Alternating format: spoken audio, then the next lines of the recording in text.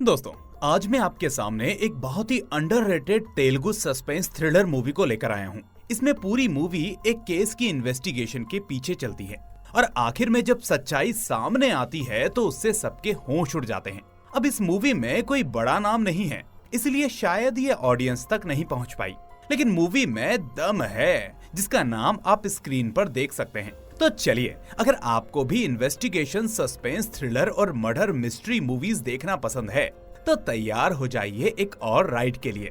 लेकिन आगे बढ़ने से पहले इस वीडियो को लाइक और चैनल को सब्सक्राइब करना मत भूलना।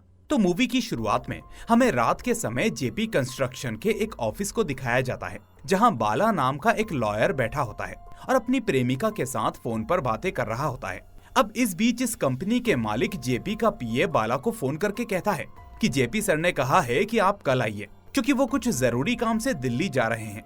जिस पर पीए कहता है कि एक्चुअली सर किसी दूसरे काम में बिजी हैं, जो बहुत इंपॉर्टेंट है। खैर, तो इस तरह बाला दोबारा अपनी प्रेमिका से फोन पर बात करते हुए अपने घर वापस जाने लगता है। लेकिन तभी उस ऑफिस से बाहर जाते ही कोई अनजान आदमी इस बाला को स्टैप करके मार देता है, जिसके बाद ये सीन यहीं पर कट हो जाता है। फिर दूसरे सीन में हमें वीर नाम के एक शख्स को दिखाया जाता है, जिसका पूरा नाम था वीर राघवा। अब देखने पर लगता है कि वीर काफी दिनों बाद अपने घर वापस आया है, लेकिन कहां से और क्यों ये हमें अभी बताया नहीं जाता।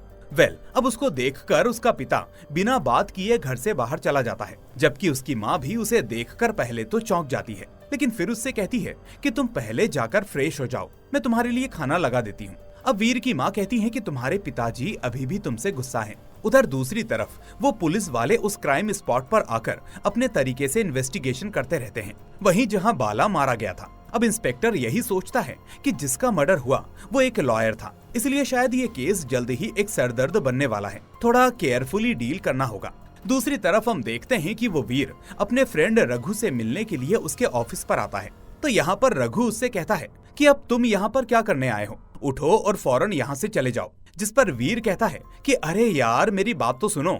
लेकिन रघु कहता है कि 8 साल पहले तुम्हारी बात मानकर ही मैं ब्रोकर बन चुका हूँ। अब इस रघु से हमको ये बात पता चलती है कि वीर और रघु ने 8 साल पहले साथ में एक ऑफिस स्टार्ट किया था, लेकिन पहला केस ही हार जाने की वजह से वीर बिना किसी को बताए फॉरेन चला गया, जिसके बाद अकेला पड़ जाने पर बेचारा रघु अब एडवोकेट कम और एडवाइजर बन चुका होता है। ये सुनकर वीर कहता है कि हाँ यार, तुम सही कह रहे हो, मैंने बहुत बड़ी गलती की है, लेकिन मैं उस वक्त बहुत डर गया था। खैर, अब सीन थोड़ा सा फ्लैशबैक में जाता है, जहां हम देखते हैं कि वीर का पिता यही चाहता था कि वीर एक बहुत बड़ा लॉयर बने, लेकिन वीर को ये प्रोफेशन पसंद नहीं होता, जिस वजह से एक केस हार जाने की वजह से वो फॉरेन जाकर आईटी कंपनी में जॉब करने लगता है। उसके बाद जब वीर उस कंपनी में प्रमोशन पाता है तो उसी वक्त वो रेजिग्नेशन देकर अपनी एक स्टार्टअप कंपनी को शुरू करता है और कुछ ही समय में देखते ही देखते वो उस कंपनी को ऊंचाइयों तक पहुंचा देता है। अब इस बीच वीर एक कॉफी शॉप पर आता जाता रहता है, जहां प्रिया नाम की एक लड़की भी आती जाती रहती थी। फिर ऑलमोस्ट 6 महीने गुजरने के बाद वीर उस प्रिया के पास आकर कहता है कि मेरा प्यार शायद वन साइडेड था, लेकिन प्रिया कहती है कि मैं भी आपके लिए ही इस कॉफी शॉप पर आती हूँ। तो इस तरह अब ये दोनों एक दूसरे को प्रपोज करते हैं और बहुत ही कम वक्त में दोनों की शादी भी हो जाती है। अब कुछ दिन गुजरने के बाद वीर अपने काम में बहुत बिजी हो जाता है, जिस वजह से वो प्रिया को ढंग से टाइम ही नहीं दे पाता। इस बीच प्रिया प्रेग्नेंट भी होती है, जिस वजह से उसे लेबर पेन शुरू हो जाते हैं। अब उसे फौरन हॉस्पिटल पहुंचाया जाता है, लेकिन हॉस्पिटल लेट पहुंच पाने की वजह से प्रिया की मौत हो जाती है। इसके बाद प्रिया की याद वीर को बहुत सताने लगती है, जिस वजह से वो वहां पर अपना सब कुछ छोड़कर वापस इंडिया आ जाता है।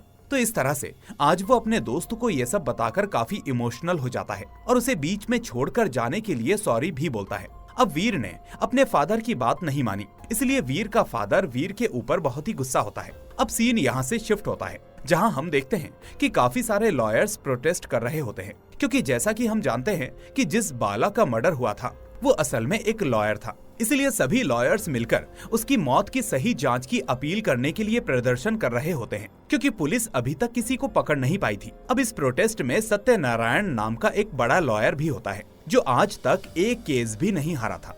वहीं दूसरी तरफ वो इंस्पेक्टर बाला के फादर को पुलिस स्टेशन बुलाकर बाला के बारे में पूछने लगता है कि क्या बाला के कोई दुश्मन वगैरह थे। तो बाला का फादर बहुत सोचकर एक दिन का इंसिडेंट उस इंस्पेक्टर को बताने लगता है। दरअसल जब बाला और उसका फादर बाजार जाकर वापस आ रहे थे तो उस वक्त एक बंदा बाला के पास आकर उसको बहुत मारने और पीटने लगा था। अब इंस्पेक्टर पूछता है कि उस बंदे ने बाला को क्यों मारा। तो बाला का फादर कहता है कि मुझे पता नहीं सर, लेकिन उसके 1 महीने के बाद बाला दोबारा बहुत जख्मी हालत में घर वापस आया था और जब मैंने पूछा कि ये जख्म कैसे हैं, तो बाला ने कहा कुछ नहीं, मैं बाइक से गिर गया था। इस तरह बाला का पिता कहता है कि सर मुझे पक्का यकीन है बाला के ऊपर उसी आदमी ने अटैक किया होगा। तो इंस्पेक्टर पूछता है क्या आप उस बंदे को पहचान सकते हो। तो वो कहता है कि हाँ सर, अगर मैं उस बंदे को दोबारा देखूंगा तो आसानी से पहचान लूंगा। खैर, अब दूसरी तरफ एक टीम उस क्राइम सीन वाले एरिया की सारी सीसीटीवी फुटेजेस चेक करने लगती है, लेकिन किसी भी फुटेज में उनको कोई भी सबूत नहीं मिलता। यानी हत्यारे ने बहुत ही चालाकी से उस बाला पर अटैक किया होता है। लेकिन तभी एक रैंडम फुटेज से उस इंस्पेक्टर को ये बात पता चलती है कि उसी रास्ते से एक लड़की भी गुजरी थी जो शायद बाला की लाश को देखकर डर के मारे वहां से चली गई। तो इस तरह हमें अब उस लड़की को दिखाया जाता है जिसका नाम था वैदेही। अब हम ये भी देखते हैं कि वैदेही को बाला का इंसिडेंट बार बार याद आता रहता है। अब फिलहाल वैदेही के घर वालों ने वैदेही के लिए एक लड़का पसंद किया होता है। वहीं दूसरे दिन हम देखते हैं कि वीर के फादर को हार्ट अटैक आने की वजह से हॉस्पिटल में एडमिट किया जाता है। अब उस वक्त वीर की माँ उससे कहती है कि जब तुम हमें छोड़कर चले गए थे तो उस वक्त पहली बार तुम्हारे पिता को हार्ट अटैक आया था। वो आगे कहती है कि बेटा, पता है तुम्हारे पिता तुमको एडवोकेट क्यों बनाना चाहते थे।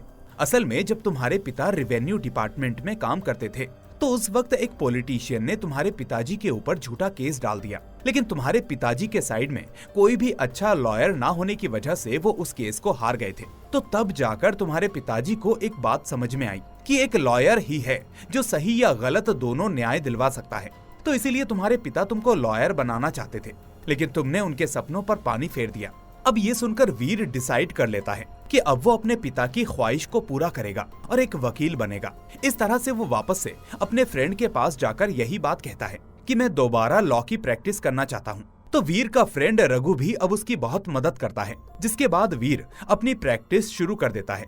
अब कुछ दिनों बाद फाइनली वीर को एक केस मिलता है, लेकिन अनफॉर्चुनेटली वो उस केस को हार जाता है। इसके बाद दोबारा वीर को 2 और केसेस मिलते हैं, लेकिन वो उन्हें भी हार जाता है।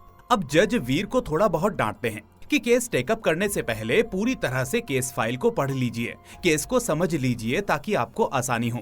इस बीच एक जज तो वीर के ऊपर 25,000 रुपए का जुर्माना भी लगा देता है क्योंकि उसने कोर्ट का टाइम वेस्ट किया था। खैर, दूसरे दिन वो इंस्पेक्टर अपने एक टीम मेंबर को फोन करके कहता है कि सीसीटीवी फुटेज में जो लड़की दिखाई दी तुम उस लड़की के बारे में पता करो। अब वो मेंबर पता करके कहता है कि सर, पास में एक सॉफ्टवेयर कंपनी है तो शायद वो लड़की वहीं पर काम करती है, बाकी मैं इंक्वायरी करके आपको अपडेट देता हूँ। दूसरी तरफ कोर्ट के पास लक्ष्मी नाम की एक औरत अपनी छोटी बच्ची के साथ एक लॉयर के पास आकर रिक्वेस्ट करती है कि सर, आप मेरे पति को बचा लीजिए, उन्होंने वो चोरी नहीं की। लेकिन वो लॉयर कहता है कि तुम्हारे पति का केस तो बहुत ही कॉम्प्लिकेटेड है, इसलिए उसको इस केस से बाहर लाने के लिए काफी सारा खर्चा आएगा और वो तुम कर नहीं पाओगी, इसलिए ये काम मुझसे नहीं होगा, तो तुम यहाँ से जाओ। अब उसी वक्त लक्ष्मी की बेटी देखती है कि वीर अपने कोट को लेने जा रहा था, इसलिए वो फौरन उसका कोट उठाकर उसे देने चली जाती है, जिसके लिए वीर उसे थैंक यू कहता है कि कितनी समझदार लड़की है। लेकिन तभी लक्ष्मी आकर उससे कहती है कि सर, हमें यहाँ पर इंसाफ नहीं मिलेगा क्योंकि जिसके पास पैसा है उसको ही इंसाफ मिलता है। ये सुनकर अब वीर उसके केस के बारे में जानता है और फिर उस केस को लड़ने का डिसीजन लेता है। वहीं दूसरी तरफ वो वैदेही अपने होने वाले मंगेतर से मुलाकात करने के लिए किसी रेस्टोरेंट पर आती है। अब इस वैदेही ने उस रात बाला को मरते हुए देखा था, तो इसके दिमाग में वही सब चलता रहता है, जिस वजह से ये आते जाते पुलिस वालों को देखकर डरती भी रहती है कि कहीं पुलिस वाले उसको पहचान कर पुलिस स्टेशन पूछताछ के लिए ना बुला लें। वो ऐसा इसीलिए सोचती है कि अगर पुलिस वाले उसे पुलिस स्टेशन पर बुलाएंगे तो उसकी शादी टूट भी सकती है। अब इसी डर की वजह से ये अपना स्टेटमेंट देने के लिए भी पुलिस स्टेशन नहीं गई थी। खैर, अब वैदेही की घबराहट देखकर वो मंगेतर पूछता है कि तुम पुलिस वालों को देखकर इतना डर क्यों रही हो। तो वैदेही उसे सब कुछ सच सच बता देती है। अब वो मंगेतर वैदेही को मोटिवेट करता है कि तुम डरो मत और पुलिस स्टेशन जाकर सारी बात बता दो ताकि उस आदमी के परिवार को इंसाफ मिल सके, और वैसे भी वो क्राइम तुमने थोड़े किया है। बल्कि तुम तो पुलिस वालों की मदद करने वाली हो। तो इस तरह अब वैदेही दूसरे दिन खुद पुलिस स्टेशन में अपना बयान देने जाती है। अब उस वक्त पर वहाँ वो इंस्पेक्टर मौजूद नहीं होता, इसलिए कांस्टेबल उससे कहता है कि आप थोड़ा देर वेट करिए, सर अभी आते होंगे। अब इसी बीच हम देखते हैं कि वो वीर भी इस पुलिस स्टेशन में आता है उस लक्ष्मी के हस्बैंड राजू के केस के बारे में डिस्कस करने के लिए। अब कांस्टेबल उससे कहता है कि अरे सर, आपने उस राजू का केस क्यों लिया? वो तो पहले से ही चोर है, उस पर तो पहले भी काफी सारे केसेस लग चुके हैं। और इस तरह से वो वीर को एक फाइल दिखाने लगता है। अब एक्चुअली रिसेंटली इस राजू ने अपने ओनर की कार को चुराया था, तो यही केस उसके ऊपर लगा होता है। इसीलिए अब वीर राजू के बारे में ये सब सुनने के बाद शॉक हो जाता है। अब एट द सेम टाइम वो वैदेही डर के मारे बिना वहाँ वेट किए वापस अपने घर चली जाती है। खैर, अब इसके बाद वीर वापस लक्ष्मी के पास जाकर यही पूछता है कि तुमने मुझसे ये बात क्यों छुपाई कि राजू के ऊपर पहले से भी काफी सारे केसेस चल रहे हैं। तो लक्ष्मी कहती है कि सर, ये बात सच है कि पहले राजू चोरी किया करता था, लेकिन जब हमारी बच्ची पैदा हुई तो राजू ने अपनी बच्ची की कसम खाकर चोरी करना बंद कर दिया।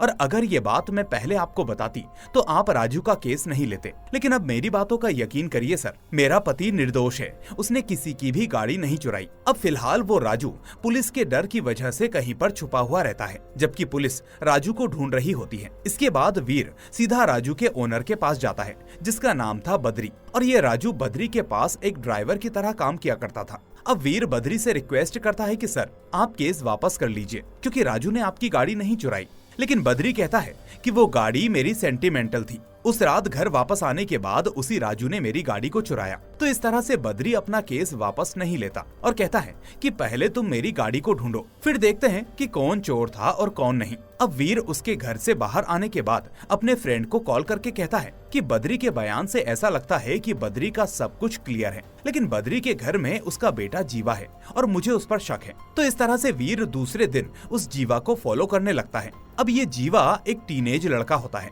और इस बीच वीर को ये बात पता चलती है कि जीवा के पास काफी सारे पैसे हैं, जिन्हें वो आंखें बंद करके खर्चा करता रहता है। फिर एक दिन जीवा इस वीर को ऑब्जर्व करके वहाँ से भागने की कोशिश करता है, लेकिन वीर उसको चेस करके पकड़ ही लेता है और पूछता है कि बताओ, तुमने ही अपने पिता की कार चुराई थी ना, बताओ उसे कहाँ पर बेचा और कितने में बेचा। अब जीवा यहाँ पर डर के मारे सब सच बता देता है कि सर, उस गाड़ी को मैंने ही स्क्रैप में बेच दिया है और पैसे ले लिए हैं, लेकिन अगर ये बात मेरे पिताजी को पता चलेगी तो वो मुझे मार देंगे, इसलिए प्लीज सर, आप ये बात किसी को मत बताना। वो कहता है कि मेरे पापा मुझे लाइक नहीं करते, बल्कि मुझसे ज्यादा तो वो अपनी कार से प्यार करते थे, इसलिए उस रात मैंने सोच लिया कि मैं उस कार का इंजन वायर काट दूंगा।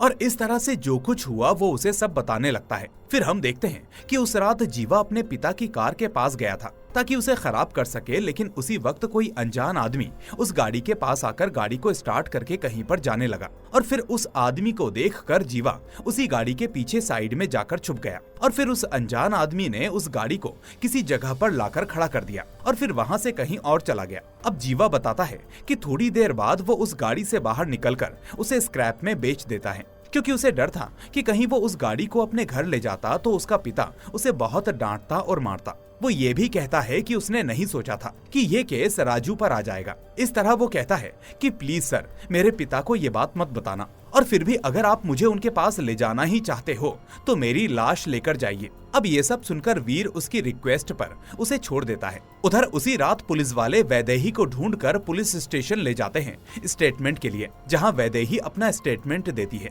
दूसरी तरफ वीर लक्ष्मी के घर जाकर राजू को फोन करने को कहता है। फिर वीर राजू से पूछता है कि जिस रात गाड़ी चोरी हुई तुम कहां पर थे? तो राजू कहता है कि सर, मैं गाड़ी पार्क करके दूसरी जगह गया था। फिर वीर कहता है कि अगर हम कोर्ट में ये प्रूव कर दें तो तुम निर्दोष साबित हो जाओगे। इसके बाद वीर और उसका दोस्त उस एरिया में जाकर उस दुकान वाले को पैसे देकर वहां का सीसीटीवी फुटेज हासिल कर लेते हैं, जिसमें उन्हें दिखता है कि राजू उस समय वहां पैदल घर जा रहा था। दूसरे दिन वीर तैयार होकर कोर्ट जाता है और आज वो बहुत खुश होता है कि आखिरकार वो इस केस को जीत जाएगा, क्योंकि सारे सबूत उसके पक्ष में हैं। अब कोर्ट के बाहर वीर और लक्ष्मी राजू का इंतजार करते हैं, क्योंकि राजू ने कहा था कि वो डायरेक्ट कोर्ट आएगा। फिर थोड़ी देर बाद राजू कोर्ट के पास आता है, लेकिन तभी पुलिस वाले उसे घेर कर गिरफ्तार कर लेते हैं। अब वीर इंस्पेक्टर से पूछता है कि ये क्या कर रहे हो? मैं राजू का केस लड़ने आया हूँ, उसने गाड़ी नहीं चुराई। तो इंस्पेक्टर कहता है कि राजू पर चोरी का नहीं, मर्डर का इल्जाम है। और ये सुनकर वीर के होश उड़ जाते हैं।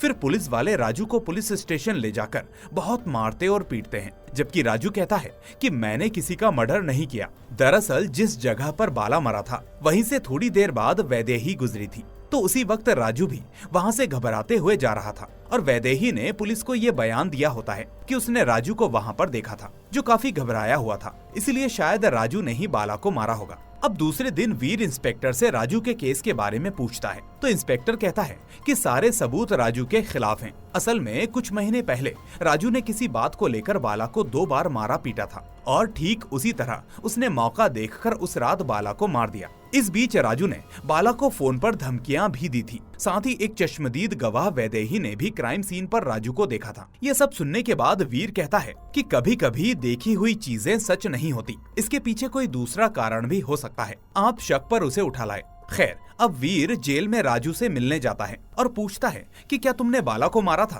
तो राजू कहता है कि हाँ, मैंने उसे मारा था, क्योंकि अगर कोई और उसे नहीं मारता तो मैं ही मार देता। वीर पूछता है कि उस रात तुम वहाँ क्या कर रहे थे? तो राजू जवाब नहीं देता और कहता है कि सर, ये मेरा पर्सनल मामला है। अब दूसरे दिन वो बड़ा लॉयर सत्यनारायण वीर से मिलने आता है। असल में बाला के पक्ष में सत्यनारायण और राजू के पक्ष में वीर केस लड़ रहा होता है। फिर कोर्ट में सुनवाई शुरू होती है, जहां सत्यनारायण जज को बताता है कि उस रात बाला अपने क्लाइंट से मिलने जेपी कंस्ट्रक्शन गया था, जहां से वापस लौटते वक्त राजू ने मौका देखकर उसे मार दिया और उससे पहले भी राजू ने बाला पर 2 बार हमला किया था और हमारी चश्मदीद गवाह वैदेही ने भी राजू को उसी रास्ते पर देखा था। तो इस तरह से सत्यनारायण कोर्ट में कुछ सबूत पेश करता है। फिर जब वैदेही कटघरे में आती है तो वीर उससे कुछ सवाल पूछता है, जिस पर वैदेही कहती है कि जब मैं ऑफिस से घर जा रही थी तभी वहाँ बाला मरा पड़ा था और राजू घबराते हुए वहाँ से जा रहा था। अब वीर जज से कहता है कि ये सब वैदेही का इमेजिनेशन है, असल में उसने राजू को हत्या करते नहीं देखा।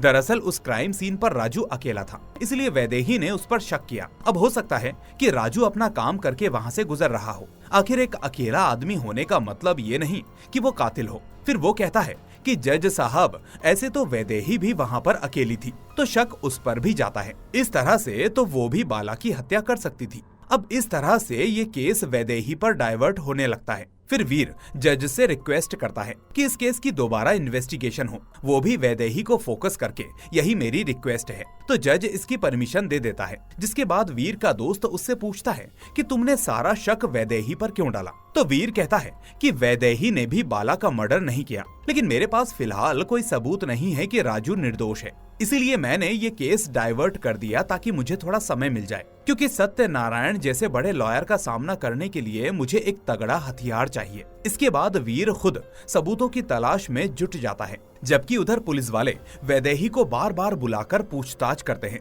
अब इस सिचुएशन की वजह से वैदेही की जॉब चली जाती है और उसकी शादी भी टूट जाती है। फिर एक रात वीर वैदेही से मिलने खुद उसके अपार्टमेंट जाता है, जहां वैदेही उससे गुस्से में कहती है कि तुमने मुझे मुजरिम बना दिया, जबकि मैंने तो सिर्फ अपना स्टेटमेंट दिया था। अब वीर उसे समझाने की कोशिश करता है कि इसके पीछे एक वजह है। फिर वो उससे कहता है कि ठंडे दिमाग से सोचो और मुझे बताओ कि क्या तुमने उस रात किसी और को देखा था? लेकिन वैदेही उसे कोई जवाब नहीं देती और गुस्से में उसे चले जाने को कहती है। फिर अगली सुनवाई में वो इंस्पेक्टर जज को अपनी रिपोर्ट्स दिखाते हुए कहता है कि वैदेही का बाला के मर्डर से कोई लेना देना नहीं है, हमारी जांच में वो सस्पेक्ट नहीं है। जिस पर सत्यनारायण कहता है कि ये तो वीर का प्लान था इस केस को डाइवर्ट करने का, लेकिन वो भी नाकामयाब रहा। इस तरह जज वीर को डांटती है कि अगली बार कोर्ट का टाइम वेस्ट ना करे। फिर वीर बद्री को कटघरे में बुलाकर पूछता है कि उस रात आप शहर में थे? तो बद्री कहता है कि मेरी गाड़ी चोरी होने से एक दिन पहले मेरी वाइफ की डेथ एनिवर्सरी थी,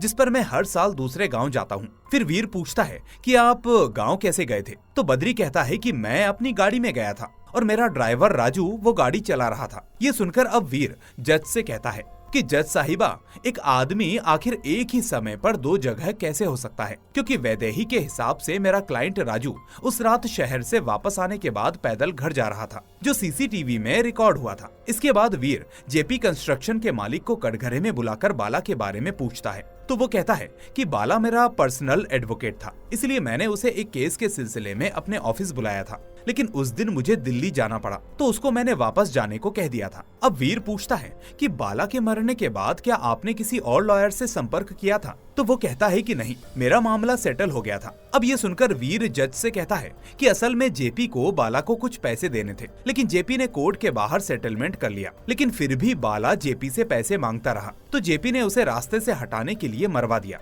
ये सुनकर जज कहती हैं कि वीर, अगर आपके पास सबूत है तो कोर्ट में पेश कीजिए, अदरवाइज बिना सबूत के इल्जाम लगाकर कोर्ट का समय बर्बाद मत कीजिए। तो वीर कहता है कि मुझे थोड़ा और समय चाहिए ताकि मैं सबूत इकट्ठा कर सकूं। जिसके बाद आखिरकार जज उसे वापस से परमिशन दे देती है। इसके बाद वैदेही इंस्पेक्टर के पास जाकर थैंक यू कहती है कि आपके सबूतों की वजह से मैं निर्दोष साबित हुई।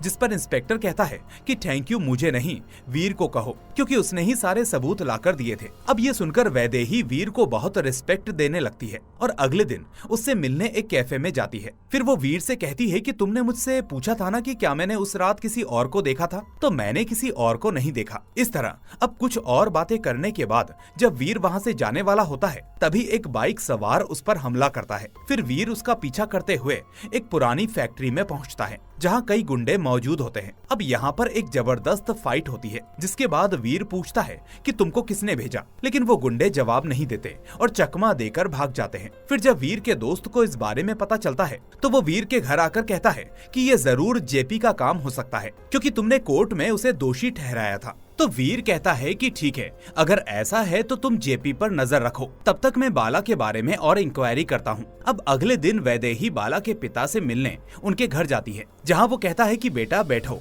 मैं तुम्हारे लिए कॉफी बनाता हूँ। अब जब वो उसके लिए कॉफी बना रहा होता है, तभी वैदेही बाला के कमरे में जाकर कुछ पेपर्स ले लेती है। दरअसल वीर ने ही वैदेही को वहाँ भेजा था, क्योंकि बाला के पिता ने कहा था कि दूसरी बार राजू ने बाला पर हमला किया था, इसलिए वीर को शक था कि बाला उस हमले के बाद शायद हॉस्पिटल गया होगा। तो इस तरह अब वैदेही उस डॉक्टर की स्लिप लाकर वीर को दे देती है। अब अगले दिन कोर्ट में सुनवाई के दौरान वकील सत्यनारायण राजू से पूछता है कि अगर तुम बाला को मारने नहीं गए थे तो वहाँ किस वजह से गए थे। तो राजू कहता है कि मैं किसी और काम से गया था जो मैं आपको नहीं बता सकता। फिर वीर उस डॉक्टर को कटघरे में बुलाता है जिसने बाला का ट्रीटमेंट किया था, जिस पर डॉक्टर कहती है कि बाला के जख्म किसी हमले के नहीं बल्कि बाइक से गिरने की वजह से थे। फिर वीर जज से कहता है कि इसका मतलब साफ है कि दूसरी बार राजू ने बाला पर हमला नहीं किया था, बल्कि बाला का एक्सीडेंट हुआ था। अब सत्यनारायण कहता है कि यह सच हो सकता है, लेकिन राजू के पास बाला को मारने का मोटिव तो था ही, क्योंकि बाला का राजू की बहन के साथ चक्कर चल रहा था। अब जब राजू को पता चला